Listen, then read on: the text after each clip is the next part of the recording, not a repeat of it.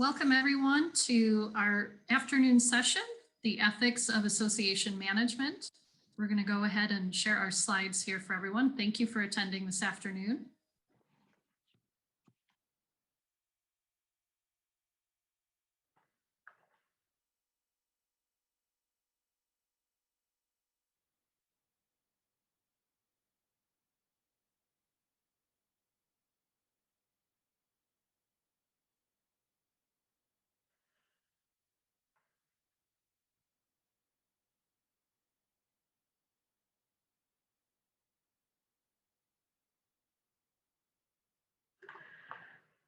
Okay, I guess we'll get started. Hello, everyone. Welcome to this next session of Access 21, Equity in Publishing for Developing Economies. I'm Julie Steffen, Chief Publishing Officer at the American Astronomical Society. Before we begin, we have some housekeeping. You've seen these slides before. We welcome your questions. Please put them in the chat, but we will address them after all of the presentations are completed. And please remember to provide your feedback. Thank you to Multiview, our sponsor for this session. And I'm honored to be here with three thought leaders in publishing to discuss this wide-ranging topic. And I'm very excited to start. So next slide, Sarah. We have Angela Cochran, Vice President of Publishing at the American Society of Clinical Oncology, Kim Eggleton, Research Integrity and Inclusion Manager at the Institute of Physics Publishing, and Randy Townsend, Director of Journal Operations at American Geophysical Union. So without further ado, I'll turn it over to Angela. Great, let me just share.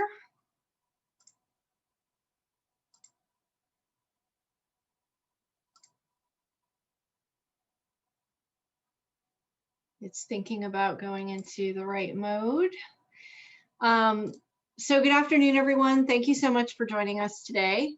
We're here to talk a little bit about global equity in journal publishing, and I'm happy to kick us off. So one of the things that I'm going to talk a little bit about our article publishing charges as a open access model for making articles, scientific articles, scholarly articles, free to read, but with the additional barrier if someone is paying for it. So just so we're all on the same playing field, when I talk about APC, that's the article processing or publications charges.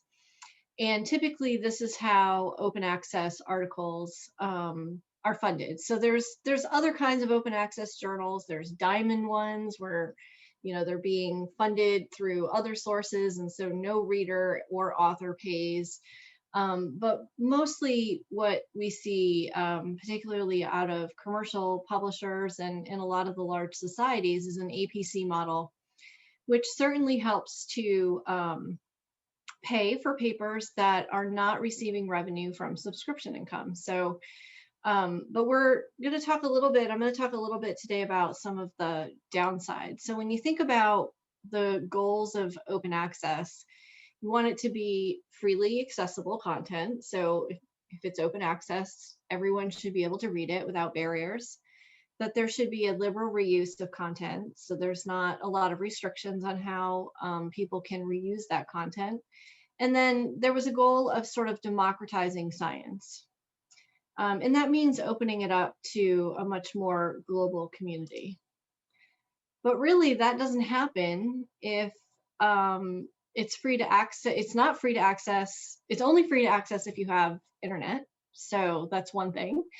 And it's largely not free to publish. So we've moved from an ecosystem where under a subscription model, anyone can submit a paper. And yes, there are journals with things like page charges and submission fees, but there are way more that don't have any fees for an author who wants to publish, to a model where it's free to read, but it's the expenses are being pushed on the author side. And when we say that it's an author fee, I also want to clarify that Lots of times these are being paid for out of research grants or out of university and institutional buckets of money that have been put aside for this purpose, for making articles open access. But more and more, when we're talking about the global community and making sure that we're including researchers and participants from outside or from resource stratified communities, they don't have that funding available. And so it does become a personal barrier to publication as well. So article processing charges can range anywhere from $100, $200 for some journals to as much as over $11,000.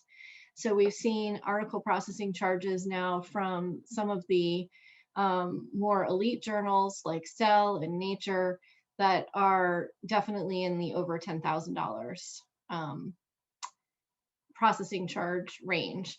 And it requires either an invoice to an institution or a credit card transaction. And quite frankly, a credit card transaction is also a barrier to participation when we're talking about reaching underrepresented communities. So at ASCO, we have our Journal of Clinical Oncology, which is our flagship journal. But several years back, we launched at the time, it was called the Journal of Global Oncology. Now it's JCO Global Oncology. And the point of this journal was to really attract research from underrepresented communities and countries, and to provide a forum for global impact and talking about, what are the cancer care and research needs in these resource stratified communities.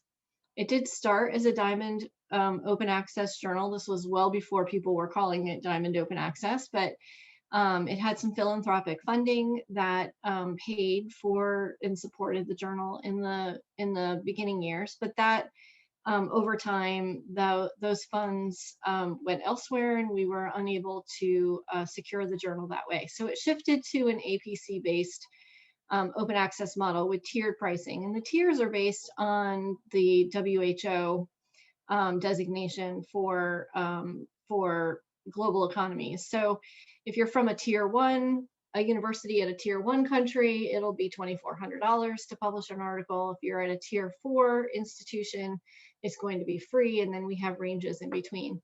Most of the papers that we're publishing fall into, the authors fall into tier 2 or tier 3 countries. So even a low APC, however, is a barrier. So today I'm going to do something for a minute here that I've never done in my entire life, which is to talk to you about a PLOS model. So everyone knows that PLOS made a big splash and was a big disruptor on the scene, not so much for the APCs because they did not invent an APC model, but they did invent the mega journal. So the PLOS one that covers a whole multitude of topics in one journal is a high volume, fairly lowish APC journal. And it supports some of their other journals, which are also open access, but at a much higher APC. And so they've been really looking at the APC model and have also come to the conclusion that it is not an equitable model, that it does not meet the needs for the true open access goals if we are putting up barriers to participation from the author community. So they have a couple of new journals that they've launched, and for some of them, they're using what they're calling this global equity model. And in that, the institutions are paying a flat fee for their authors to publish. And this fee is based on the institution size, how much output is coming from that institution in the field that the journal covers, and using the World Bank lending tier.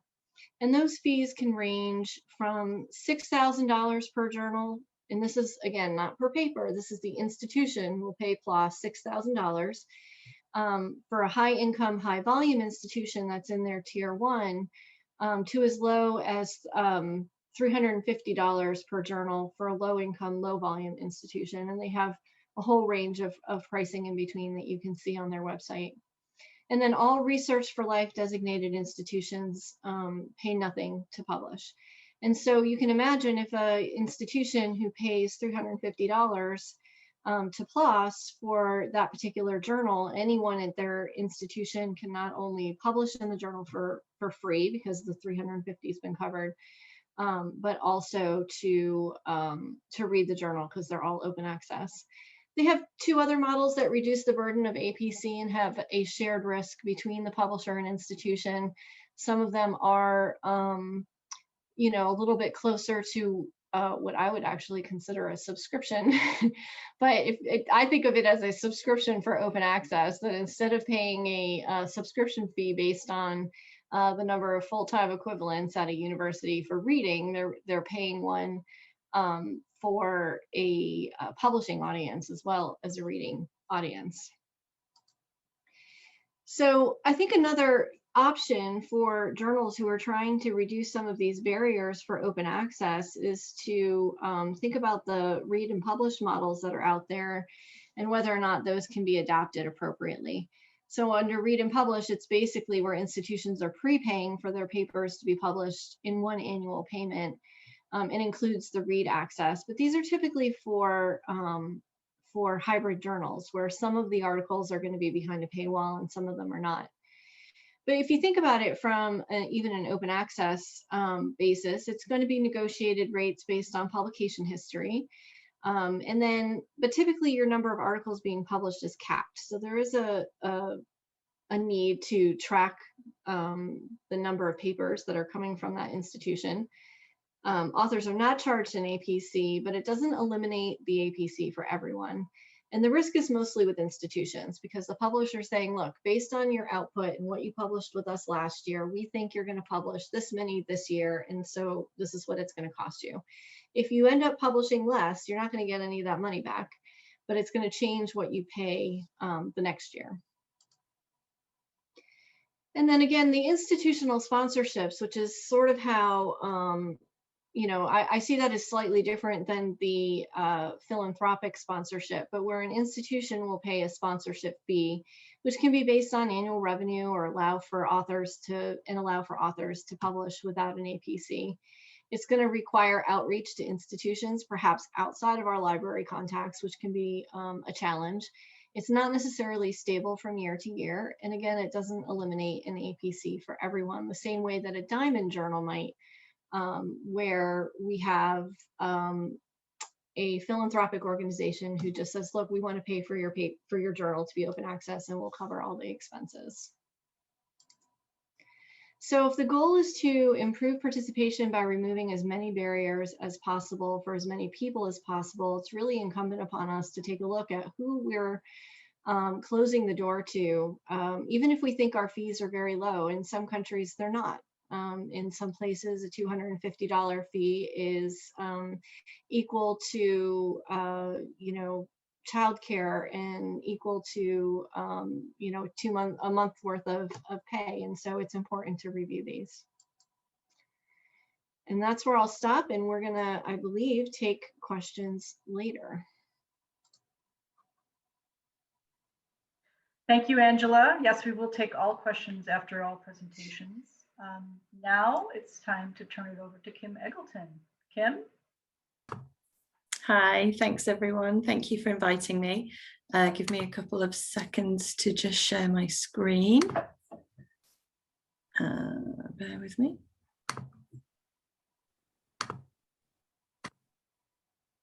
Okay, I'm hoping everyone can see that. So my name is Kim Eggleton. I'm the Research Integrity and Inclusion Manager at IOP Publishing. We're a small to medium-sized physics publisher based in the UK. My husband describes my job as being nice to everyone and making sure everyone else is nice to each other. And I actually really like that. And that kind of motivates me to keep going to work every day. But my role is very firmly tied to diversity, equity, and inclusion. So I was really thrilled to be invited to come and speak to you today. I'm going to take it as read that everyone in the virtual room gets that there is a problem with diversity in academia, so I'm not going to go over the coals about how that is. We know there's disproportionate attrition. It's particularly bad for certain ethnic groups, for certain genders, and for people with disabilities as well. But what we perhaps don't talk about enough of is how publishers play a role in that inequity within the system.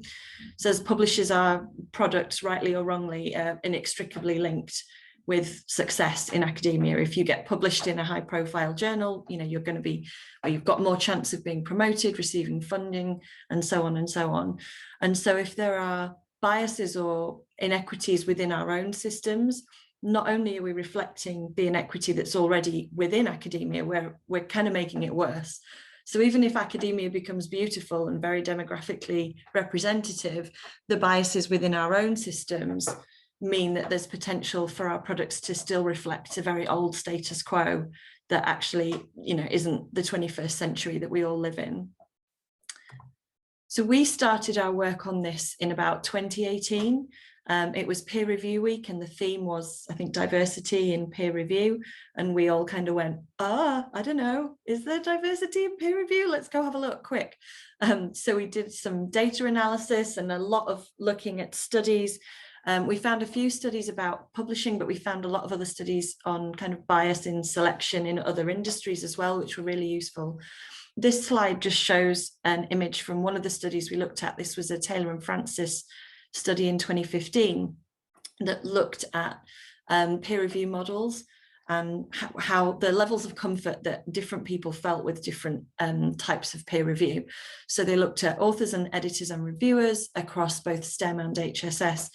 And what we really found striking in this was that across all subjects, across all stakeholder groups, double blind or double anonymous as it's now referred to, double anonymous was the most comfortable option for everybody. Even in STM, which is where we're based in physics, where single anonymous is absolutely the standard and the norm, it's still ranked really low by those people. And what that really opened our eyes to is, do you know what, we might just need to evolve a little bit.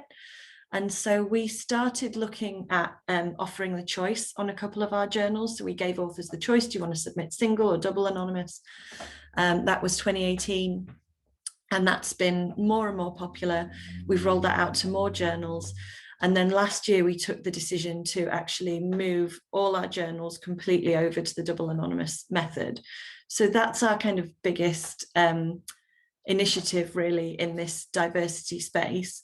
We're doing it in quite a controlled, gradual way. So we've moved about 60% of our titles now. We're going to be finished by the end of November. The feedback to date has been really positive. We had a lot of coverage in the industry press. It feels really ridiculous that this could be a thing, but like peer review, it's just, people know about peer review, right? And we get it, and we've read articles about is single better than double and so on. But we were really surprised how much appetite there was. And I think it's because it was framed through that diversity lens. And the feedback also that we've had from our authors and reviewers has been overwhelmingly positive. We were actually bracing ourselves for a little bit more what's the word without upsetting anybody, a little more antagonism maybe from some of the more established members of the physics societies and community, but actually I give them not enough credit. They're way more open-minded than I realized. And we've had some fantastic feedback. We actually survey all our authors and reviewers at the end of the peer review process. So an article gets its final decision, and the authors and the reviewers are all sent a survey. And we're starting to receive comments back now from authors saying, like, I picked this journal because I love the fact that you offer double anonymous. Or from a reviewer saying, I have never reviewed a double anonymous paper before, but I actually found it really refreshing. I wasn't distracted by who it was or where they were from. I could just focus on the science. And that's just music to our ears. That's absolutely fantastic. And the statistics that we're measuring as well all look really positive. So we're seeing no influence in terms of submission rates. We're not seeing any particular groups fall off. We're also not seeing any change in, sorry, that skipped a slide. We're not showing any change in reviewer behavior either. So reviewers are just as likely to say yes as they were before. What we're hoping is that their reviews are more objective, and hopefully a slightly easier read for some of our authors as well. So it's really about trying to combat that unconscious and potentially conscious bias. But so far, that initiative is one that's going really, really well. To pick up on another one that I just wanted to mention briefly, and it follows nicely from Angela's presentation, we've noticed the same thing. The move to open access is fantastic in so many ways, but it does put a barrier in place when we're thinking about publication that wasn't there before. And we kind of took the offer, well, we offer discounts, we have waivers, that's fine, that's taken care of. But then we kind of realized, but hang on, you have to know to ask. Is there some shame in potentially having to ask as well, and understanding the ridiculously complex systems that exist around APCs and tiered pricing and so on? And so just earlier this year, we've actually automatically applied those waivers now. So our systems now just look at the country or the institution that that researcher is based in, and boom, it's done straight away. Nobody has to ask, nobody has to try and understand. It's just happening. And I think that's a really nice, sensitive thing. It not only saves us some complexity in terms of administration and logistics, it also hopefully saves the authors a huge amount of work and maybe worry as well. So that's something we're really pleased to have been one of the first in the industry to offer that automated waiving of fees. The last thing that I wanted to talk to you about was making better reviewer selections. And this really stems from, again, research that we did back in 2018. One of the pieces was the Publon's Global State of Peer Review report. And it was noting that in terms of who participates in peer review from a gatekeeping perspective, we were seeing very heavy bias towards the West. So the USA was producing the vast majority of peer reviews. When you actually look at it compared to output, the USA was like overrepresented, and a country like China was very underrepresented. And so we wanted to see if that bore out in our own data, and it did. So this data on this table is just about China. So you can see our China submissions in 2019 were about 27%. You then have got the proportion of our accepted articles that come from China, 30 to 33%. And yet only 12% of our reviewer invitations are going to researchers in China. And then look at that reviews performed, they're performing about 16% of reviews. So that tells us that reviewers in China are most likely to say yes, but that we're really not inviting enough researchers in China to participate in peer review. And so in 2020, we did a bit of a trial, which I'm going to take you through in a moment. Bear with me, sorry. So the trial that we did, we took our whole collection of journals and we split them up into 4 groups. One group got no intervention whatsoever. It was just plain old carry on. One group was given a quota. So they were asked to invite, I think, a third of the reviewer invitations had to be to researchers based in China over a certain time period. The second group were given a targeted and frequent system of reminders. So that was basically me nagging them and creating kind of a competition. We were sharing statistics a lot. And then the third group, we restricted those journals just to one specific system to source reviewers. And what we looked at, we were obviously aiming to try and encourage the invitations going to researchers based in China. But we wanted to also look at, are they more likely to agree? Does it have an influence on the average number of reviewers invited? What's the average turnaround time? What's the impact on that? And what's the impact of our staff time as well? And what we found was overwhelmingly that the quota made a massive difference, at least in the very short term. What we found in the long term was that all the journals groups kind of dropped off at the end of the trial. So they were given, I think, about 6 weeks to go and do this stuff.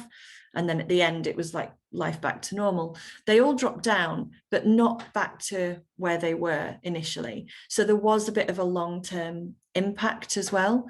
What we found was the reminders group had the most long-term impact. So there's something there about mindset or psyche or something there really made a difference.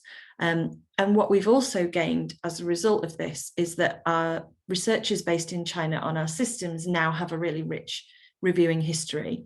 whereas perhaps they really hadn't been invited before, and therefore there was a negligible reviewer record, and our staff were like, well, I don't know if I want to use someone that's never been used before, I'm just going to stick with someone I know. We saw all the associated metrics go in the right direction for both the quota and the reminders system.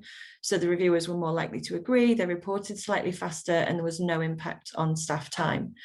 So this is just one example of what we're trying to do. We're trying to encourage the more equitable access both to the authorship roles, but also into the gatekeeping roles.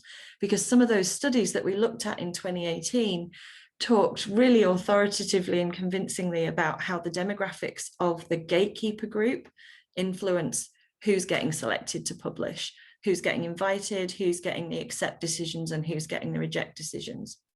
And so by diversifying our reviewer pool, we're hopefully providing a much more fair and equal publication process as well for all our authors, regardless of where they're from. So that was a bit of a whistle-stop tour. Hopefully that was useful. There's more information at the website. You feel free to bother me on email or on Twitter.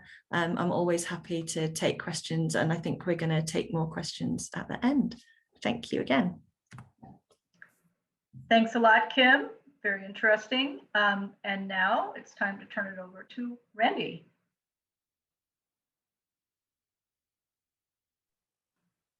Hello, everybody. I'm going to share my screen. Just give me 1 second. Here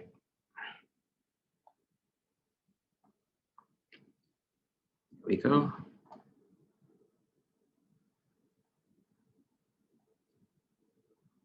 All right, so thank you very much for the welcome, and thank you, Kim and Angela.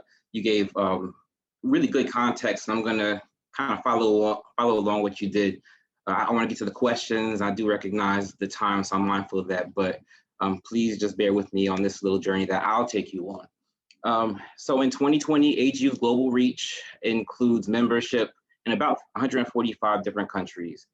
In the past, we were largely in the US and Europe, but those numbers have shifted with membership expanding in Asia and South America. The little donut only has 3 colors to reflect the membership type, but you can see 6 different bubbles across the globe here. What you see in those bubbles in Asia and Oceania and the Americas are areas where there wasn't stark contrast in the membership type, but you can definitely see that the US has the largest concentration of regular members. The lifetime members are primarily in the European countries, but the small number from across the motherland of Africa is primarily reflects student membership. So overall, AGU has about 60,000 members, if you add up all those numbers, but we engage with more than 130,000 science-interested individuals. Despite the pandemic, our annual meeting attracted well over 25,000 virtual attendees.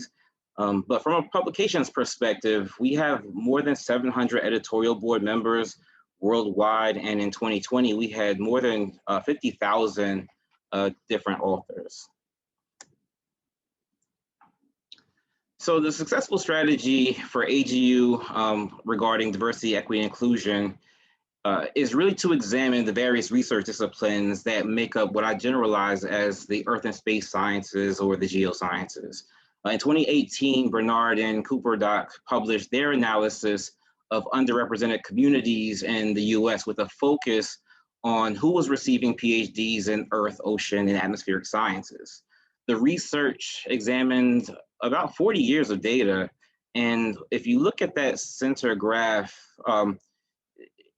it's the hard reality that we face every day at AGU, and our authentic selves own this reality. Shirley Malcolm earlier on mentioned today that you really need to accept your baseline. And we really live with this hard truth that despite our best efforts, we still remain among the least diverse fields of scientific research. Earlier this year, there was an additional research published that advanced the 2018 findings. And this demonstrates that within a 20-year window, although we're seeing expanded participation in the geosciences, we're growing more diverse, there's still much work we have to do. We rely heavily on our champions to do so much in this area and help advance DE&I, but the disproportionate numbers mean that there needs to remain a recognition that having somebody at the table doesn't always mean that they're invited to share their voices. So in my experience, the methodical change in turning a cruise ship is like turning a cruise ship. We have to really be intentional with how we're driving change or inspiring change, and respectful, but it can really take a long time, as you can see, the 40-year study, the 20-year study. Full circle back to publications, we've been targeting 3 specific areas, many of which that Angela and Kim have already touched on. So I won't go into too many details because I do want to make sure we have room for the questions. But we did focus on peer review, and what we're doing is more and more engagement with early career researchers, including them in the design of our future and exposing them to some of the complex challenges that we have to navigate through. We have a transparent peer review in place so that some of the gendered or discriminatory language or passive aggressive biases, and even some of the microaggressions that sometimes find their ways into an evaluation can easily be identified, and we can root those out and hopefully eliminate them totally. That would be, that would be the kumbaya moment. We just expanded a pilot in our journals to offer a co-reviewer option that really acknowledges the contributions of postdocs who often perform the work of the peer reviewer with little reward or recognition. And we're hoping that this feature will support the mentorship opportunities among early career researchers and senior researchers. For editorial boards, we continue to make gains in gender and geographic diversity, and are partnering with our editors to provide guidance to associate editors and peer reviewers on the various forms of bias that are also find their ways into the peer review. But finally, we want to reduce barriers to the content, very similar to what Angela was referring to. And we're thoughtfully flipping some of our hybrid journals over to open access. And we do provide access through some of the transformative agreements. But most recently, we were able to eliminate excess charges for all of our open access articles. So hopefully this will increase participation and remove those barriers so that there is access to the research that can be built on a more equitable field. So thank you for your time. Please feel free to reach out to me, either email, Twitter, or LinkedIn. Happy to answer additional questions, but I'll sign off here now so we can open it up for questions. Thank you, Randy. Thank you all. Very interesting angles on this topic. I hope people will put their questions in the chat so that we can discuss this further. I have a couple questions as well, and I'll keep monitoring the chat for questions from the audience. This is a question for all 3 of you, actually. In starting to examine how publishing can be more diverse, more inclusive, starts with measuring.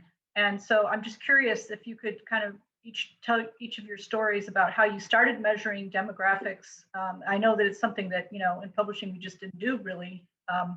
And of course, you can't really know how you're doing unless you're measuring it. So just jump in. Kim, when did you start measuring demographics?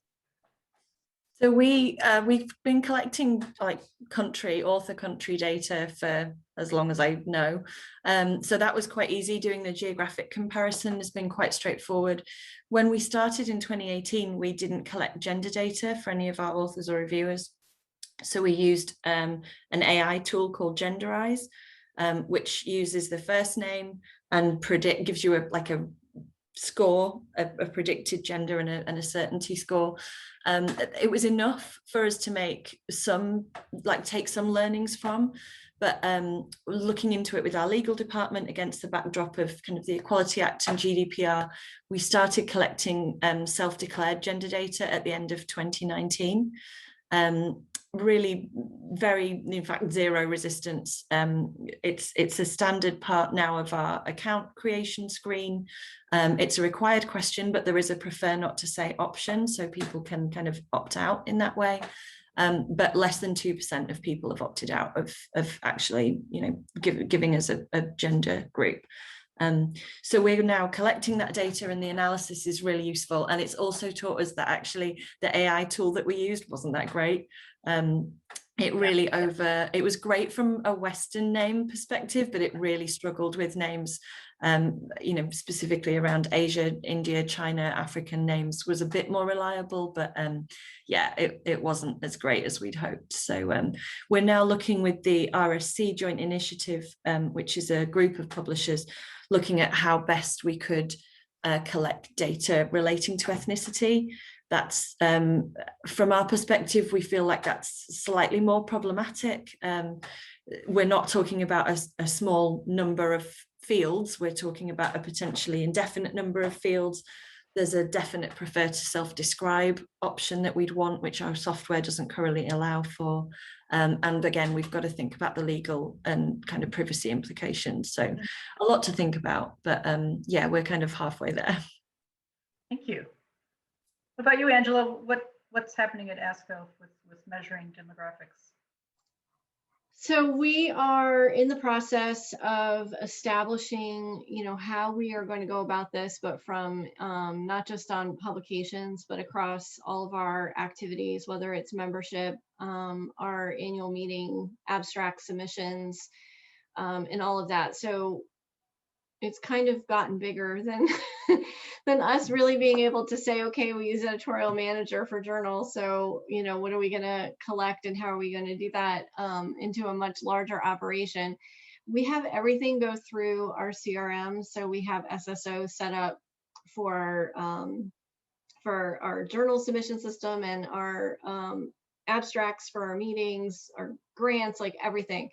And so that gives us the opportunity to have one profile. And then reviewing what we will and how we will collect information. So we tend to get slightly hung up on some of the legal implications around what will we do with this information. So I'll give an example. We've always been okay with gender because we would invite women to participate in a specific event at our annual meeting. So it was like a women's lounge. And so we could say, we want to know if you're a woman so that we can invite you to this event that is only for women. But we need to have way more options than just man, woman, don't want to answer. We want to make sure that we're being inclusive. And so, but oftentimes it comes back to what are we going to do with this information? Simply having the desire to collect it is a bit of a barrier. So we're also watching the terminology. So OMB has been, the Office of Management has with the government, and NIH has sort of been our fallback on terminology, but it's really not appropriate for outside of the US individuals. So trying to really come up with the thesaurus, if you will, of all of the options that we can provide. So that's where we are right now. We're committed to moving forward with it. It's a bit of a rabbit hole. You know, we kind of think like, okay, this is it. And then we're like, oh, but maybe not. We need to wait and see. And then you find out someone else is doing something and you're like, well, let's wait and see what they come out with so we can incorporate it. Right. So that's not quite as straightforward as it seems. Yeah. Mm-hmm. Thank you. Randy, I know that you've been working on this at AGU for a while. Yeah, and you know, just to kind of echo some of the things that Angela and Kim touched on, a good question is, you know, what are you going to do with this information? And you know, getting that taxonomy just right. And I've heard some of the terms that they've used, and I can tell that it wasn't, whoever were coming up with these terms, it wasn't an inclusive body of people, because it made me itch and really uncomfortable to be categorized that way. But how do you make the global majority feel comfortable revealing how they identify is also a big struggle, because of the fear or the apprehension or concerns about some kind of action being taken to them to marginalize them or discriminate. Not everybody subscribes to equity and inclusion and diversity. So that audience is still there, though that voice, those voices and that power and influence it still exists. So making them feel comfortable to be able to do it, and demonstrating the value of understanding who exactly is being counted, so we can make the right resources, put the right resources in place that can be most effective, is really the message we're trying to send. Great, thank you. Yeah, again, not a straightforward issue. We have a question actually from the audience. Karen wants to know, for country-based pricing, how do you handle papers with authors from multiple different tier countries? So we use the country of the corresponding author. Wherever the corresponding author is located, we would, that's the tier that particular paper falls into. Okay. Please continue putting your questions in the chat. Thank you. I have a question about dual anonymous, and certainly in astrophysics and astronomy, we have the issue of the preprint servers, where authors would like to distribute their research early and often, and if they've already posted on archive, it makes it really difficult to do a dual anonymous review. How are you all? Are you seeing similar things in your areas, and what are you doing about it? How are you addressing that? That's definitely one of probably the most frequently asked question that we get about our recent announcement. And our counterpoint is, we can't stop a reviewer going and finding out who the author is. If they want to know, even without archive, institutional web pages, repositories, they can find out if they really want to. So it's really just about trusting the reviewers and saying, look, we're trusting you to act within the spirit of the system. If you go and find out who the author is, that's on you. We're disappointed, but we can't, lock you up. But it's really just about trying to, I think, educate people as well about why we've made this move. Knowing who the author is doesn't mean you have a conflict of interest. You're still welcome to provide the review. You just need to think about, am I judging a paper? Am I judging a person? And can I try to separate the two in some way? So a lot of what we've tried to do is provide kind of education about why we think dual anonymous is a good idea, and also not to concern people that, if they think they've seen the paper or they have a guess at who the author might be, that doesn't mean they can't provide the review. Just means they need to be mindful of their biases. And not everybody reads archive, not everybody posts on archive. There is so much stuff on archive, the chances of you reading the paper may be slim. So I don't think it negates it at all. It's about the spirit of the system and encouraging everyone to act in that same way, with that same end goal of equity for all in mind. Great. Anything else, Randy? Yeah, just to build on that too, because at AGU we have open data, following the fair data principles. And if an author uploads their data to a repository, and the reviewer is expected to evaluate that data, then there's two things that could be revealed. You can see the author who updated it, or the author can see who accessed it. So we've been engaging with the repositories to really share some of these concerns and actually get feedback from them, because they have different set of understanding on how things should go. So we've been engaging, trying to address some of those questions, those gray areas. But the truth is that, as Kim said, I don't think you can 100% guarantee that no one will ever uncover or discover who these individuals are. But the spirit of it is what we have to put the focus on when we're trying to protect the integrity. Great. If I can just add one more thing, actually, I forgot to mention, when we survey our reviewers, when we moved to the double anonymous system, we asked them, how confident would you feel guessing the author identity on this paper? And if they say that they feel confident, then we say, have a guess, tell us, who do you think it is? And I just am so thrilled with this statistic. 91% of reviewers say that they wouldn't feel confident guessing who the authors are. That just blows my mind, because whenever people have written to me about this, they've been like, I know everyone in the field and I can tell from the writing style, I know what everyone's doing and I know. And this statistic's just like a big in your face, no you don't. So yeah, I think that's fascinating. Yeah, the world's a lot bigger than we realize. Yeah, Angela. Not a single author who has ever contacted me and said, I know who reviewed my paper has ever been right. So they like to take guesses, but they're not often right. Right. It's changing it's moving the needle, changing the culture. You don't need to know who someone is. I have a question for all of you, actually. I haven't seen any more questions in the chat. By the way, I just want to thank Demita for inviting us all to form this panel. Hi, Demita. In this course of the pandemic, with all of our virtual meetings, did you find that you had more international attendance that you could actually kind of draw from for the publishing end of things? I know that with our meetings, a lot more people across the globe attended when they could. Of course, it was more affordable, et cetera. But I just wondered if you all had any sense of reaching out to those folks to kind of draw them in as reviewers or potential editors or whatever.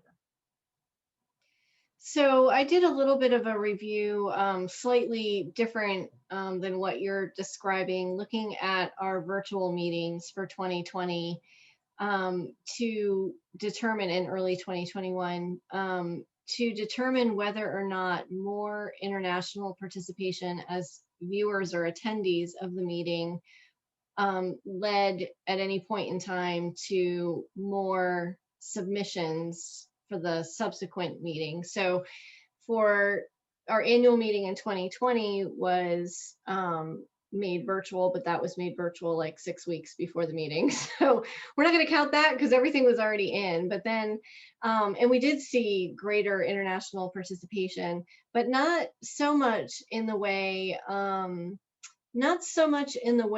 we made it free for all members, but also we had a ginormous number of pharmaceutical companies purchasing tokens that they were giving to doctors in other countries to attend. And we don't quite do it that way anymore. Now we're focusing more on kind of group registrations, but with the pharmaceutical companies not able to visit doctors one-on-one and having excess marketing budgets that because they weren't spending it on other things that they were more than willing to share these tokens around. And so we did see an increase in participation. But then I looked, we have our GI and our GU conference, and then the most recent annual meeting this year, which was also virtual, to see whether or not we saw an uptick, because that's what I was sort of hoping, is that if there was more participation as viewers of the meeting, that we would then see more participation. People would be like, oh, I've never been to this meeting before. I'm so glad I got to go. I have something that I could submit. And it turned out that we did not see any increase in submissions from the international audience. It may take a little longer, it might be another year or so. So I'm going to keep tracking the data out of my own sort of curiosity to see if it tips in any one direction, but thus far we've not seen. That's a little different than what you were asking, Julie, about doing outreach and finding reviewers. I hadn't really thought about that per se, but we've not seen an increase in participation from the author side. So just to kind of build on that a little bit, and also I guess a previous session from today, I love to take advantage of a crisis. I don't want to let any crisis go without us having some lessons. And when we approached our annual meeting, and I mentioned it had more than 25,000 people that attended and participated, I did really think about that international audience, and I thought about it on a lot of levels. One, because the pandemic was hitting and affecting countries in different ways. So there was, high numbers of people that just couldn't participate because of the impacts. But I wanted to recognize some of the resources and talent and skills among our editors and do some things that we haven't traditionally done. So one of the things I want to do right away is I had conversations with an editor and an associate editor, and I said, have you ever thought about doing a webinar in Spanish? We've never really did translate. We haven't really, we dipped our toes into the translation pool, but never really immersed ourselves into it. But, coming with the concept about, let's talk to them in Spanish, do a webinar on how to submit your paper, what the peer review looks like, what the experience is, and see what happens. And we had more than 500 people attend that particular session. And we're like, wow, these things, we never thought about this. And then I went to another editor-in-chief and I said, would you mind recording some webinars on how to submit your paper in the peer review, similar themes, but in Chinese. So he did it in Mandarin. And it was pre-recorded and it was just played, and it still gets hits. It's very, very popular. So just realizing the opportunities in the midst of all this crisis, I think helps us be a better publishing program at AGU. Wow, that's great to hear. Great success story.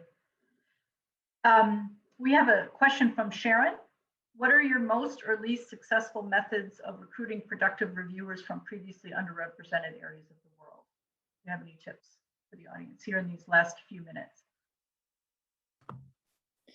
Kim?